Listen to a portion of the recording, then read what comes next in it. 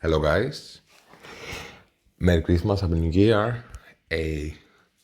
We're gonna see what people should use in war offense for January of 2025. So the 10th best war offense in my opinion is Gamma. You can ignore leader here. They can take out Orkis, which is very nice. They are very strong because Red Hulk can work with Apocalypse. So here he clears or revive once from 3 people and he fills speed bar for Apocalypse for 15%. Plus a where is it?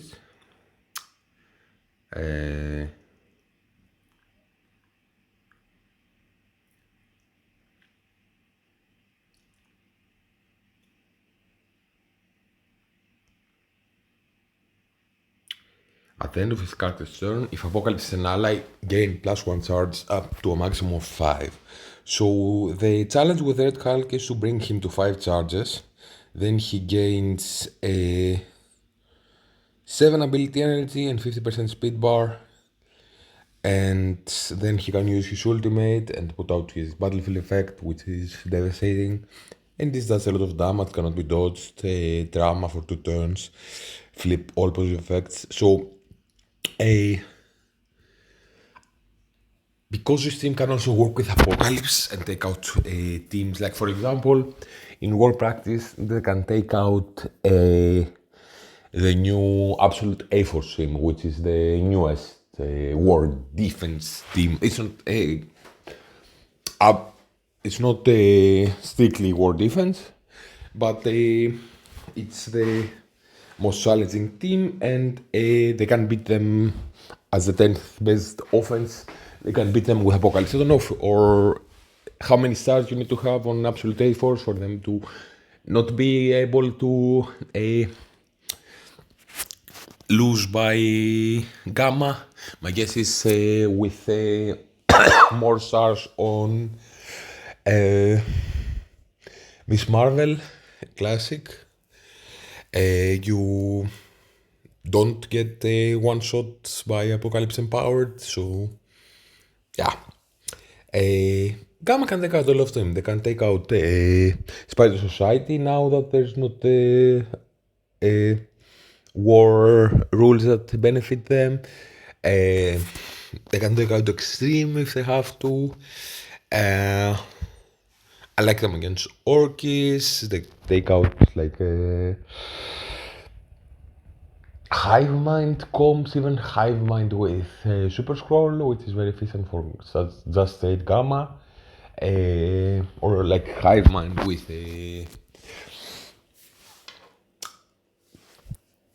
Cosmic Ghost Rider, which is a challenging team. So there's definitely a lot of uses for Gamma. And their synergy with Apocalypse, they have some longevity. In spot number 9, we have Illuminati. Here, generally speaking, we ignore Iron Man. Most people should have gotten Britain by now. With Iron Man, they're still strong. I like Illuminati because they beat Orkis, which is very valuable now that they gain more buffs and they have more stars and everything. They're very strong against them because Hanping goes very fast and flips the negative effects that Saint Supreme will put on them, and also put Safeguard to his team, so then they can do a lot better. Captain Britain with stunt drama is very nice. They have some uses against Alpha Flight, but many people hybridize Alpha Flight, and then maybe you need to put Apocalypse with Illuminati, which I don't know if it's the best use for Apocalypse, but it's a nice use for them. Alpha Flight is the newish war defense.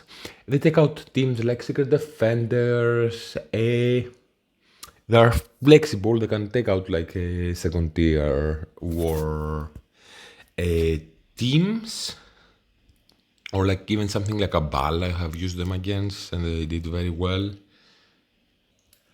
In spot number 8, in my opinion, we have Weapon X and we replace Sabertooth and you keep Lady Deathstrike. You don't have her with Orkis.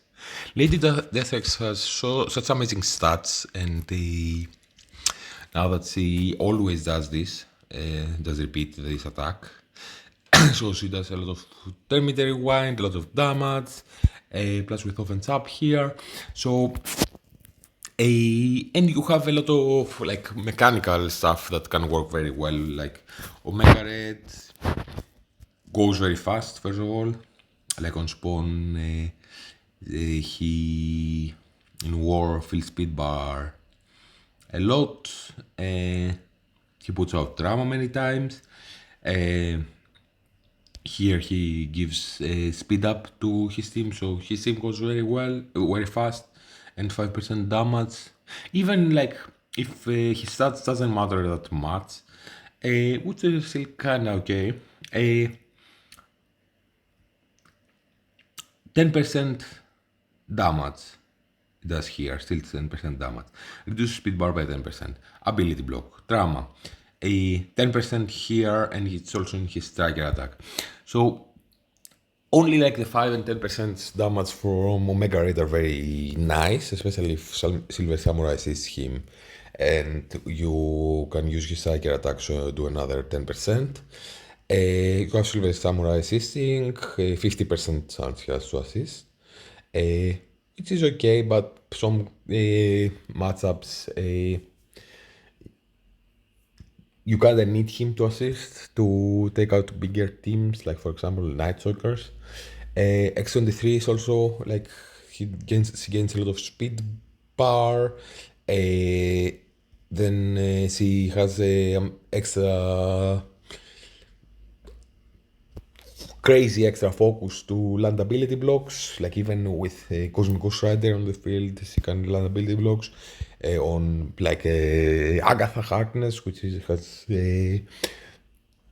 insane resistance stats. So at minimum, she does put an ability block and does some stuff, does a little bit of damage mechanically. Wolverine with his kind of recent work is kind of decent. So this team can take out a full Nightstalkers. Maybe if everyone starts getting diamonds, this will stop working, or will need Silver Samurai to assist a couple of times, so you get off the taunt of Man-Thing quickly and can Termite Rewind people with Lady Deathstrike. So it would be more RNG based, but even the fact that they can take out a monster team like Nightstalkers is amazing. They can take out an Astral team if Shadow King is small, doesn't have many stars on him. They can potentially beat Absolute A-Force if they are very small, or your Silver Samurai is like crazy. So they're a very strong team with Lady Deathstrike that can take out very teams that are way newer than them. And with Lady Deathstrike stats and Termite Rewinds and stuff, they can do a lot of stuff. Like Lady Deathstrike is all the damage on the team, and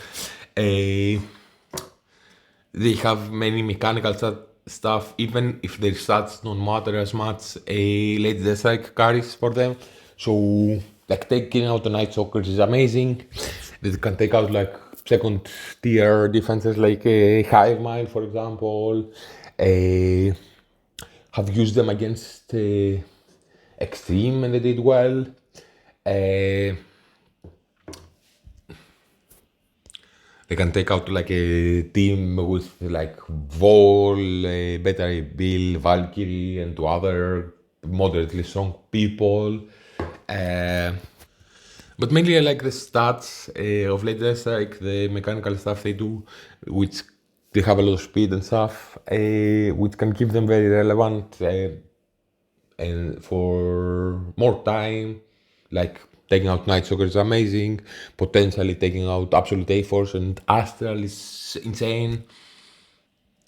And at number 7, we have Nightstalkers. Nightstalkers are amazing. I have put them very recently on offense because they can destroy Orcish teams. But not only they can destroy Orcish teams, which is great, of course, because Saint Supreme will put out slow and debuffs on you. Blade's passive at the end of any turn, flip slow and offense down. She also puts offense down on you, on 2 random Nightstalkers, allies, or self. So you have them flipping, so gaining speed up very quickly, and they usually go before anyone else of the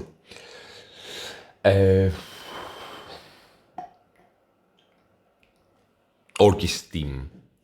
Even if they don't, you have Man-Thing and only one person adjacent to him that can absorb the first attack from, let's say, a Nimrod, who can be deadly, and when they get a little bit more stats, they can be even tankier and absorb them very successfully. The attacks of a Nimrod, or let's say, or Deathstrike, but they do insane damage. Blade's attacks are perma-kills, and they demolish, like Agatha Harkness does crazy damage. They demolish an Orcish, and not even an Orcish, like Orcish Super Scroll. You just use Agatha Harkness ultimate and she kills Super Scroll with once. Like, you don't even need to attack with Blade that does percentile damage, which is crazy. So yeah, Nightstalkers can demolish Orcish. Now that we have many big Orcish, can demolish Orcish with a Super Scroll. I have tried in War Practice and they destroy Orcish Ares, which is extremely valuable. And I've tried them against like teams like Spider Society, and they win against Extreme X-Men, and they win. So there's more uses to them than that. And at number 6, we have Annihilators. I really love Annihilators because they beat Annihilators and Mephisto if you replace Silver Surfer with Apocalypse, which I think is an amazing trade-off.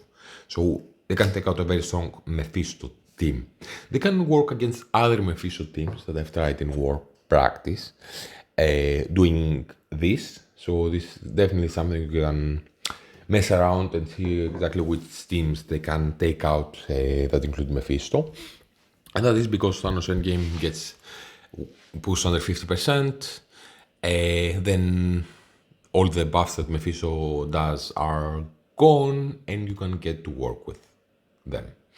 They take out Orcish, which is very valuable.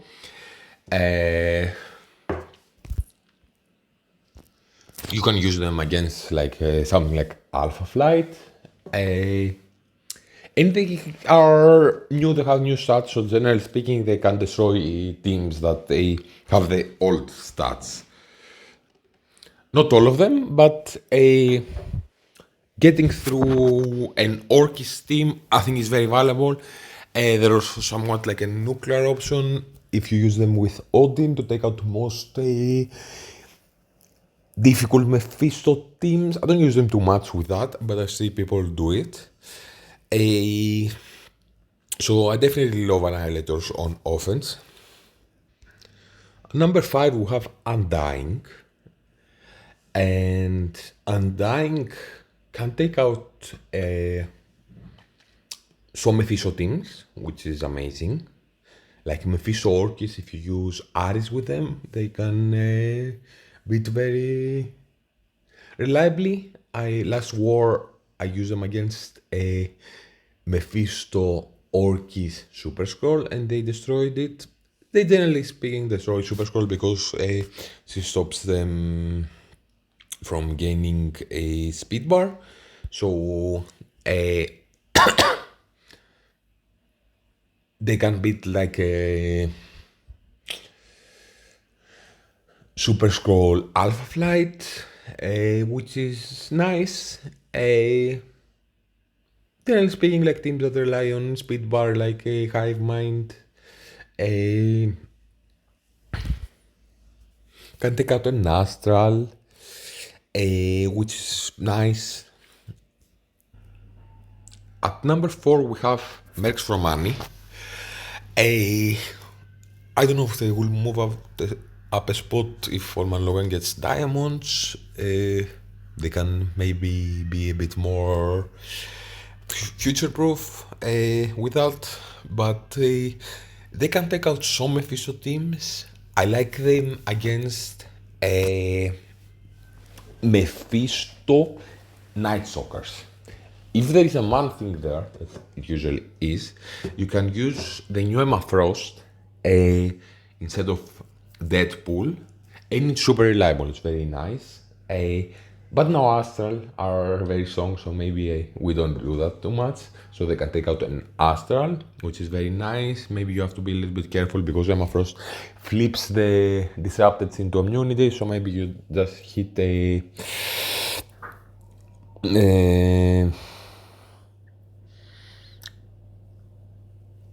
Shadow King for a while with Orman Logan basic until you get to his ultimate because Shadow King cannot gain safeguard, and then you can put out disrupted plus a trauma with his ultimate, and then they cannot gain immunity, and you kill them. They take out a Alpha Flight Super Scroll, which is nice. They can take out Absolute A-Force for now, but when they get more stars, it will stop working, I'm imagining. So there's definitely also a lot of great uses for them. They take out most of the things, like an out of time hybridization at some like even with a Spider Weaver that has her charges, they can be used against something like this. At number 3, we have Astral. Yes, they're so amazing in war offense, and I don't even take into account like Shadow King's awakened abilities when I have them at number 3. Why are they so high? Well, they can take out a Mephisto Alpha Flight, which is great. They beat a Absolute A-Force, which is amazing. You can get more stars on like Emma Frost and Shadow King, Red Stars and Ancient One, so they have a potential to do even better.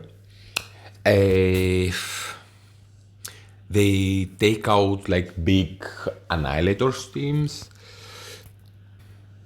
Their stats are amazing. Like they don't even get like 20% damage out of a Thanos Endgame passive. You can use them against like Nightstalkers or like Orchids maybe. But the reason I have them here is mainly because they have beaten many times in war practice for me a Absolute A-Force Mephisto, which is what I'm running, how I'm using them, which many teams have lost against, and I see some potential because you can put more red stars on Shadow King, you can put more stars on Emma Frost and Ancient One, even diamonds, so I can see this kinda keep working for a while, even if the opponent's Absolute A-Force will get more stars. So I see a lot of potential here. I see the awakened abilities of a Shadow King that can change war and make them even stronger. They have crazy stats. I just brought a Doctor Strange to 3 diamonds and might do Moondragon.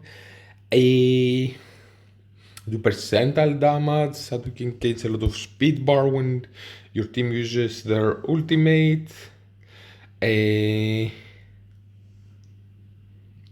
So he gains like 50% speed bar when an Astral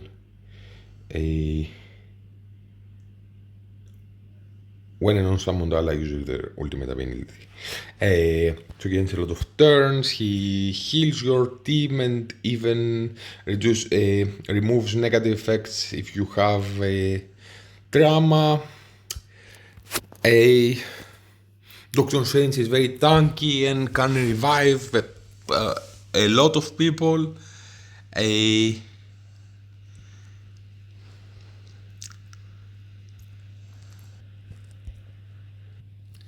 Number 2, we have Absolute A-Force. I use them on defense. I'm a little bit disappointed in what they're doing on offense, but I keep reminding myself that they are only at small stars. Cajón is amazing, and if they can get a quick kill, then they get, I think it's from her passive, is it?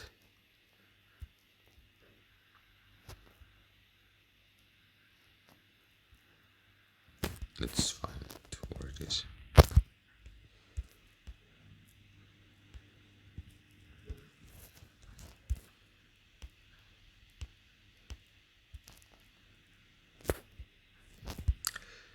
Basically, when people die,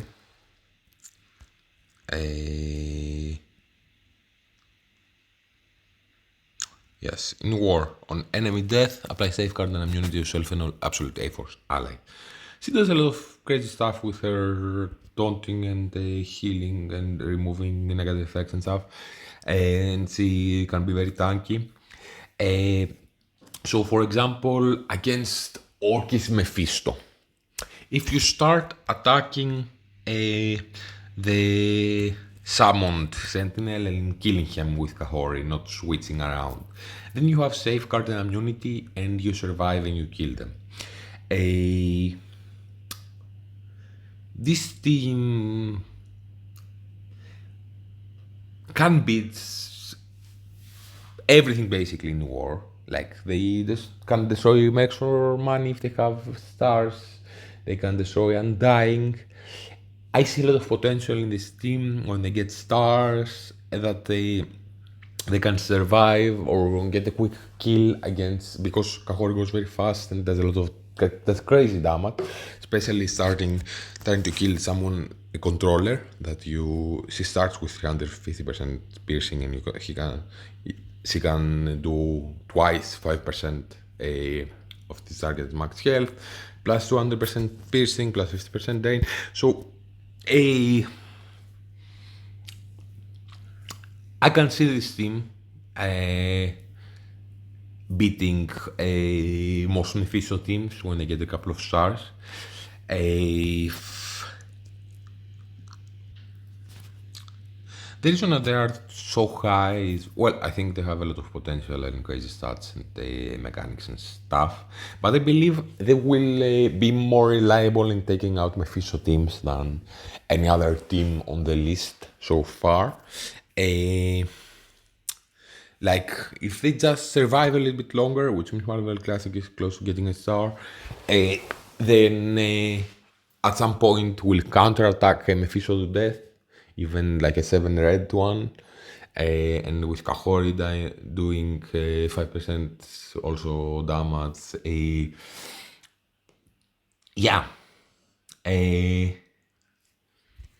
I expect a lot from this team, but right now I have them on defense. I also like them for the mirror match, which is a nice use for them.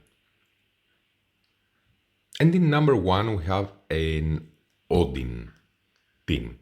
So I agree I have them here because Odin is the most flexible character and can take out Mephisto teams and stuff. And a important reason I tend to use him with Tangled Web is it doesn't take out too much from other, so you can have like 14 amazing, you have 13 more amazing offensive teams, you can put something more on defense and still have a very flexible Odin team that can take out more Mephisto teams that aren't crazy hybrids. If they are, you can use Odin with something else. So with a team, with a different team from the list, and they can potentially counter more crazy hybridized Mephisto teams. But they take out, for example, Mephisto Orkis, the team like they are. Kang gives them some speed bar on spawn. He puts some slows sometimes because now they start to resist him. He gains speed bar. Well, you have a quick team that Odin assists, so he removes the negative effects from Mephisto himself because he cannot gain trauma. So you have Spider-Man Noir going a couple of times. Maybe he gains another 50% speed bar in his special if he doesn't put out negative effects. For example, a Man-Thing has taunted immunity, so he cannot gain negative effects. And he can go quickly, relatively quickly after that. Spider-Man 2099 spawns with speed up and steals the death proof, gives death proofs to his team that Mephisto puts on the opponents, so then the guys survive. Spider Weaver, if she can get, I have a scary missile because she usually doesn't land this. She reduces the accuracy, so they can't attack you if they don't have like unavoidable attacks. For example,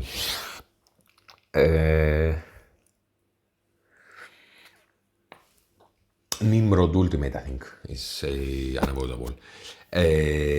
But even then, you have the death proofs that Spider-Man 299 stole, and your Spider Weaver can stay alive. Or I think all of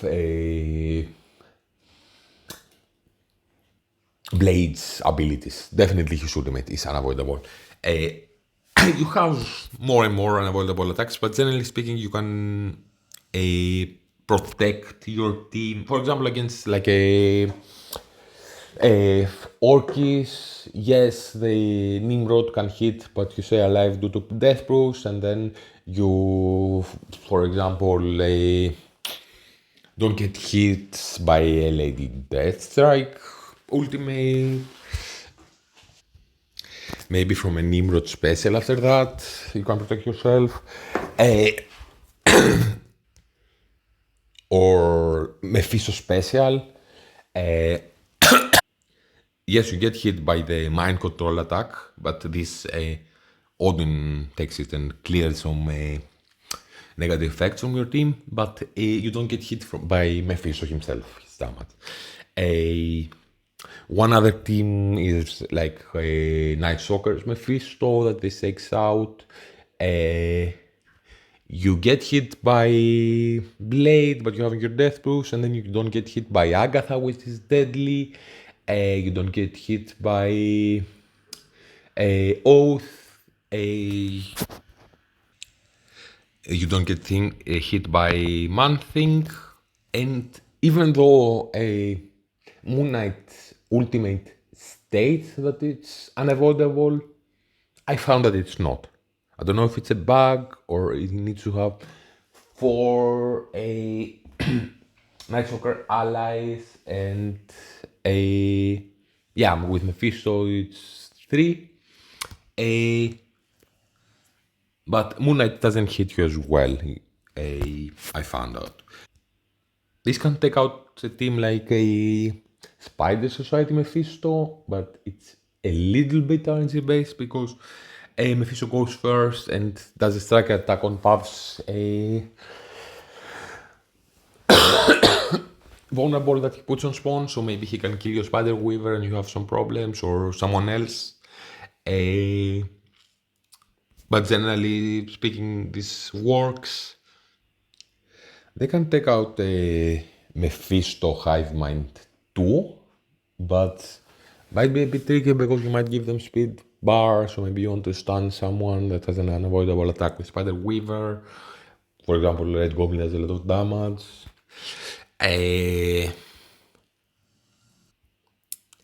Generally speaking, I put them here because Odin can be flexible and can be used with other teams if you have to. It's a little bit cheating, I know, to have him here, but I've organized this so to the most reliable teams that can take out more, or maybe more flexible to take out more Mephisto teams are higher on the list. Maybe Absolute Force will turn out to be super amazing and take number one, but we also have to speak about this team. This team will be the next number one team, presumably, and they'll probably take out Absolute A Force on defense and many Mephisto teams.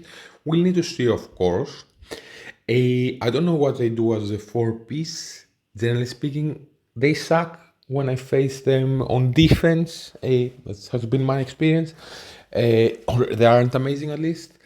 But this is the new. This will be the new war team.